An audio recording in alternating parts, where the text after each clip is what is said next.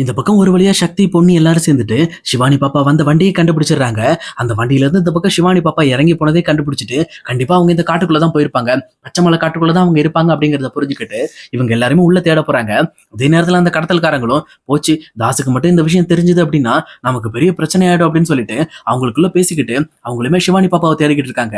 ஆனா சிவானி பாப்பாவுமே காட்டுக்குள்ள எங்க போறதுன்னு தெரியாம கரெக்டா அங்க பக்கத்துல இருக்கிற ஒரு குளத்துக்கிட்ட போயிட்டு அவங்களுமே மயங்கி விழுந்துடுறாங்க. அந்த நேரம் யதார்த்தமா அங்க மூலிகை பறிக்கிறதுக்காக வந்த ஒரு பாட்டியும் அது மட்டும் இல்லாம அவங்களோட சீடனும் சேர்ந்துட்டு இந்த பக்கம் மூலிகை எல்லாம் பறிச்சு முடிச்சுட்டு இன்னும் நிறைய மூலிகை கிடைக்கும்னு நினைச்சேன், சொல்லப்போனா நம்ம நினைச்சதெல்லாம் எதுவும் கிடைக்கல அப்படின்னு சொல்லிட்டு அவங்களும் அந்த குளத்துல இருந்து தண்ணி எடுத்துட்டு போலாம் அப்படின்னு சொல்லி முடிவு பண்றாங்க. அப்ப யதார்த்தமா சுத்தி முத்தி பாக்குறப்போ கரெக்டா அந்த குளத்துக்கு பக்கத்திலேயே சிவானி பாப்பா மயங்கி கிடக்கிறது தெரியுது. இதை பார்த்தானோ அவங்க ரெண்டு பேருமே ஓடி வந்து என்னாச்சு, இவ்வளவு பெரிய காட்டுக்குள்ள இந்த சின்ன பொண்ணு என்ன பண்றா, இவ எப்படி இங்க வந்தா அப்படின்னு சொல்லிட்டு அவங்களுமே யோசிச்சுட்டு இருக்காங்க. அப்ப கரெக்டா அந்த பாட்டியுமே சிவானி பாப்பாவோட நெத்தியில கை வச்சு பாக்குறப்பதான் தெரியுது அந்த பொண்ணு ரொம்பவே வந்து பயத்துல இருந்திருக்கா. அது மட்டும் இல்லாம அவளுக்கு காய்ச்சல் அடிச்சிட்டு இருக்கு, ரொம்பவே டயர்டா இருக்கா அப்படிங்கறத புரிஞ்சுக்கிறாங்க. உடனே அங்க அவங்க ரெண்டு பேரும் சேர்ந்து சிவானி பாப்பாவுமே தூக்கிட்டு அங்க காட்டுக்குள்ள இருக்கிற அவங்களோட குடிசைக்கு போறாங்க. அங்க போயிட்டு சிவானி பாப்பாக்கு என்னென்ன ட்ரீட்மெண்ட் கொடுக்கணுமோ அது எல்லாமே கொடுக்க ஆரம்பிக்கிறாங்க. சிவானி பாப்பா வந்து தெம்பா இருக்கிறதுக்காக அவங்களுக்கு கூழ் மாதிரி வந்து காய்ச்சி கொடுக்குறாங்க. அதே நேரத்துல அந்த காய்ச்சல் சரியாகிறதுக்கும் அவங்க நெத்திலையுமே பத்து போட்டு சிவானி பாப்பாவையும் தூங்க வைக்கிறாங்க. ஆனா அதே நேரத்துல இங்க காட்டுக்குள்ள இங்க கடத்தல்காரங்களும் ஒரு பக்கம் சிவானி பாப்பாவை தேடிக்கிட்டு இருக்காங்க, இன்னொரு பக்கம் சக்தி பொன்னி அது மட்டும் இல்லாம சண்முகம் இவங்க மூணு பேர் சேர்ந்து ஒரு பக்கம் தேடிட்டு இருக்காங்க. ஆனா கடத்தல்காரங்களும் எவ்வளவு தேடி இந்த பக்கம் அந்த பொண்ணு கிடைக்காதனால ரொம்பவே பயந்து போயிட்டு இங்க தாசுக்குமே கால் பண்றாங்க. அப்ப தாசுமே அந்த கால் எடுத்த உடனே அந்த கடத்தல்காரங்களை பயங்கரமா கெட்ட கெட்ட வார்த்தையில திட்ட ஆரம்பிக்கிறாரு. அவங்களுமே என்ன மன்னிச்சிரு தாசு, சொல்ல போனா நாங்க கொஞ்சம் சரக்கு போட்டு தூங்கிட்டோம், அதனாலதான் இப்படி ஆயிடுச்சு. அது மட்டும் இல்லாம நீ ஏத்தி விட்ட வண்டியில தான் ஏறி வந்தோம், அந்த டிரைவர் வேற டேரக்டா மரத்துல கொண்டு போய் குத்தி வண்டி ஆக்சிடென்ட் பண்ணிட்டான். அப்புறம் தான் நாங்க எந்திரிச்சு பாக்குறப்பதான் அந்த பொண்ணை காணும், அந்த பொண்ணுமே காட்டுக்குள்ள போயிட்டா, நாங்களும் பச்சை மலை காட்டுல தான் இருக்கோம் அப்படின்னு சொல்லி சொல்றாங்க. ஆனா இதை கேட்டவன தாசுமே சும்மா கழுவி கழுவி ஊத்துறாரு. ஏன்டா அறிவு கெட்டவனுங்களா, நான் அனுப்பிவிட்ட வண்டி வர்றதுக்கு முன்னாடி நீங்களே ஏதோ ஒரு வண்டியில ஏறி போயிட்டு இப்ப பச்சை மலை காட்டுல இருக்கன்றீங்க, இப்ப எப்படி அந்த பொண்ணு கண்டுபிடிக்க முடியும் அப்படின்னு சொல்லி சொல்றாங்க.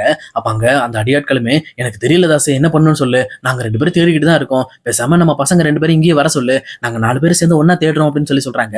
ஏண்டா விடிஞ்சே போச்சுடா, எப்படா தேடுவீங்க, சப்போஸ் அந்த பொண்ணு வேற யார் கையில கிடைச்சா கண்டிப்பா அவங்க அப்பா அம்மா கிட்ட போய் சேர்ந்துரும்டா, அதை விட முக்கியமா உங்க முகத்தெல்லாம் வேற பார்த்து தொலைச்சிருச்சுடா, மட்டும் அந்த பொண்ணு போலீஸ் கையில கிடைச்சது அப்படின்னா நீங்களும் உள்ள போவீங்க, அந்த பொண்ணை கடத்த சொன்ன பாவத்துக்கு நானும் சேர்ந்து உள்ள போக வேண்டியது இருக்கும்டா அப்படின்னு சொல்லி சொல்றாங்க.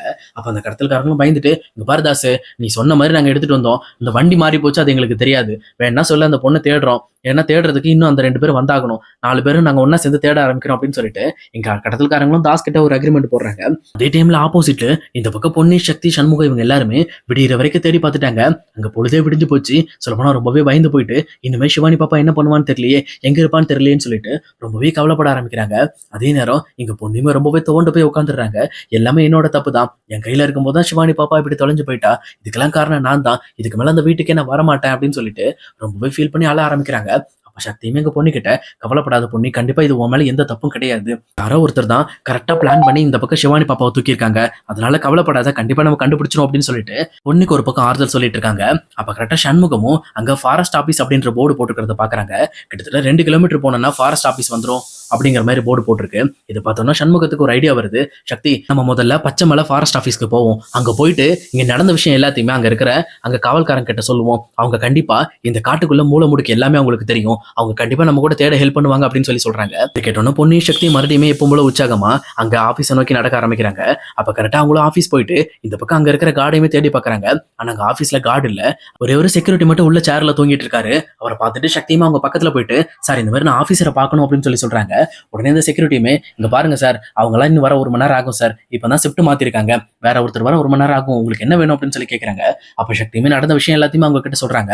அதாவது அவங்களோட குழந்தை இந்த காட்டுக்குள்ள தொலைஞ்சு போயிட்டதாவும் அவங்களை கண்டுபிடிக்கிறதுக்கு அவங்களோட ஹெல்ப் வேணும் அப்படிங்கிற மாதிரி கேட்கறாங்க. இது கேட்டோன்னு அந்த செக்யூரிட்டியுமே டக்கு டக்குன்னு எந்திரிச்சு சரி சார் கவலைப்படாதீங்க, கண்டிப்பா பண்ணிக்கலாம், ஆபீசர் வர 1 ஹவர் ஆகும், நான் அவருக்கு இன்ஃபார்ம் பண்ணிடுறேன், அது மட்டும் இல்லாம அந்த குழந்தை எந்த வழியா காணாம போச்சு அப்படிங்கிற விஷயத்த மட்டும் எனக்கு சொல்லுங்க அப்படின்னு சொல்லி கேட்கறாங்க.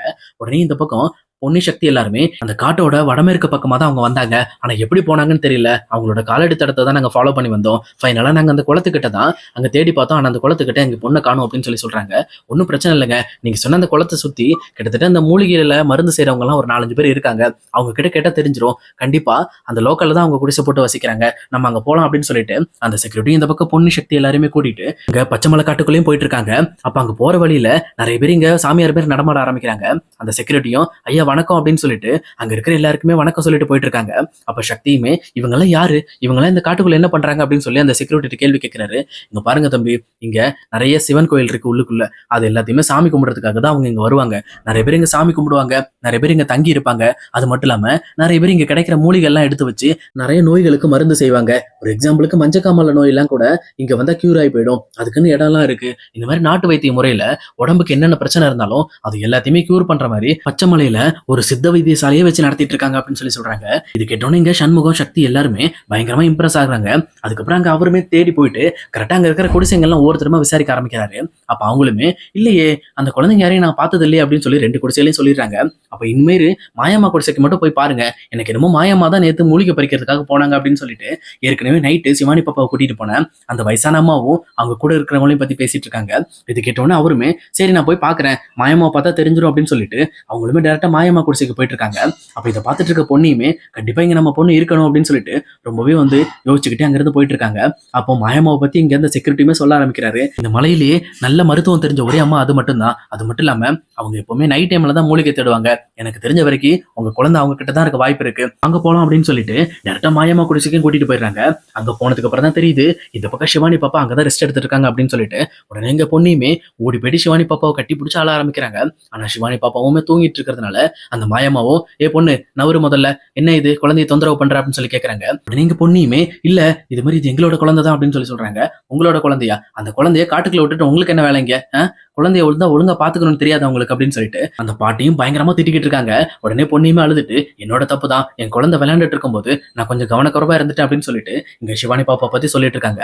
அப்ப அந்த வயசான அம்மாவும் கவலைப்படாதம்மா, அந்த பொண்ணுக்கு காய்ச்சல் அடிச்சிட்டு இருக்கு, நான் மருந்து போட்டிருக்கேன், இன்னொரு 1 மணி நேரத்துல அவ எந்திரிச்சிருவா, அதுக்கப்புறம் நீங்க வீட்டுக்கு கூட்டிட்டு போங்க அப்படின்னு சொல்லிட்டு இந்த பக்கம் சக்தி பொண்ணி அவங்க எல்லாருமே அங்க உட்கார வச்சு இங்க அவங்களுமே மூலிகை கசாயம் போட்டு கொடுத்துட்டு இருக்காங்க எல்லாருக்குமே. இதே நேரம் சக்தியுமே இங்க குழந்தை கிடைச்ச விஷயத்தை எப்படியாவது வீட்டுக்கு இன்ஃபார்ம் பண்ணும் அப்படிங்கிறதுக்காக ஜெயாவுக்குமே கால் பண்ண ட்ரை பண்றாங்க. ஆனா அந்த வயசான மாயமாவும் இங்க பாருப்பா இங்கெல்லாம் சிக்னல் கிடைக்காது, இது என்ன உங்க ஊர் சிட்டின்னு நினைச்சியா, இது பச்சைமலை காடு, இங்கெல்லாம் எந்த ஒரு சிக்னலும் கிடைக்காது அப்படின்னு சொல்லி சொல்றாங்க. இது கேட்டோன்னு சக்தியும் சரி ஓகே நம்ம காட்டை விட்டு வெளியில போனதுக்கு அப்புறம் வீட்டுக்கு இன்ஃபார்ம் பண்ணிருக்கலாம் அப்படின்னு சொல்லிட்டு அவங்களுமே ஒரு பக்கம் அவங்க கொடுக்குற கசாயத்தெல்லாம் குடிச்சிட்டு அங்க இருக்கிற அந்த குடிசையுமே சுத்தி சுத்தி பார்த்துட்டு இருக்காங்க. அப்ப அங்க இருக்கிற அந்த செக்யூரிட்டி கார்டும் இங்க பாருங்க தம்பி, இந்த மாதிரி உங்க ஊர்லயும் யாராவது தீராத நோயால இருந்தாங்கன்னா இந்த மாதிரி இங்க மாயம்மா குடிசை கூட்டிட்டு வாங்க, கண்டிப்பா அவங்க எல்லா நோயும் குணப்படுத்திடுவாங்க அப்படின்னு சொல்லிட்டு இந்த பக்கம் அந்த கார்டுமே அங்கிருந்து கிளம்புறாரு. அதுக்கப்புறம் இங்க சிவானி பாப்பாவும் எந்திக்கிறாங்க. எந்திரிச்ச உடனே இங்க ஓடி வந்து பொண்ணியை கட்டி பிடிச்சி, பொண்ணியத்தை எங்க போனீங்க அத்தை, நீங்க எனக்காக சைக்கிள் வாங்க போனீங்கன்னு நினைச்சிட்டு தான் நானும் ரொம்ப நேரமா இருந்தேன்னா நைட்டாக எனக்கு பயம் வந்துருச்சு. அது மட்டும் இல்லாம என் கூட வந்த அந்த 2 அங்கிளும் தூங்கிட்டாங்க, நானும் உங்களை எழுப்பி பார்த்தேன், ஆனா அவங்க எந்திக்கவே இல்லை, நான் ரொம்ப பயந்து போயிட்டேன். அதுக்கப்புறம் திடீர்னு அங்க முன்னாடி இருக்க டிரைவரை கூப்பிட்டேன்னா அப்பதான் வண்டி போய் இங்கே இடிச்சிருச்சு போல இருக்கு, நானும் கீழே விழுந்துட்டேன். அப்புறம் தான் வேகமா எந்திரிச்சு எங்க போறதுன்னே தெரியாம பயந்து போய் அந்த காட்டுக்குள்ள போயிட்டேன், நீங்க எப்படி என்ன கண்டுபிடிச்சிங்க அப்படின்னு கேட்கறாங்க. உடனே பொண்ணியுமே சிவானி பேசுறத கேட்டுட்டு ரொம்பவே எமோஷனாகி ஆள ஆரம்பிக்கிறாங்க. அப்ப சக்தியுமே பொண்ணியை கட்டி பிடிச்சிட்டு கவலைப்படாத, சிவானி தான் கிடைச்சிட்டால, ஒன்னும் பிரச்சனை இல்லை வாங்க அப்படின்னு சொல்லிட்டு அதுக்கப்புறம் அவங்க எல்லாருமே இங்க பச்சைமலை காட்டுல இருந்து டைரக்டா அவங்க வீட்டை பார்த்து கிளம்புறாங்க.